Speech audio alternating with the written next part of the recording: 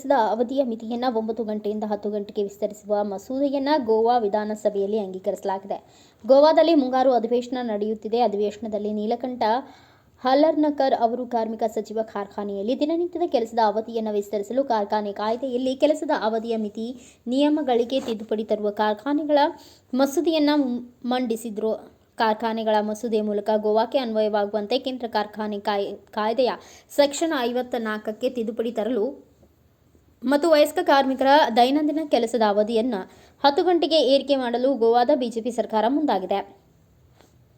ಈ ತಿದ್ದುಪಡಿಯಿಂದಾಗಿ ಗೋವಾದಲ್ಲಿ ಕಾರ್ಮಿಕರ ವಾರದ ಕೆಲಸದ ಅವಧಿಯು ಊಟದ ಅವಧಿಯೂ ಸೇರಿದಂತೆ 54 ಗಂಟೆಗಳಿಂದ 60 ಗಂಟೆಗಳಿಗೆ ಏರಿಕೆಯಾಗಲಿದೆ. ಇದು ಕಾರ್ಮಿಕರ ಶ್ರಮದ ಲೂಟಿಗೆ ಕಾರಣವಾಗುತ್ತದೆ ಮಾತ್ರವಲ್ಲದೆ ಕಾರ್ಮಿಕರ ಕಾಯ್ದೆಗೆ ವಿರುದ್ಧವಾಗಿದೆ ಎಂದು ಆರೋಪಿಸಲಾಗಿದೆ.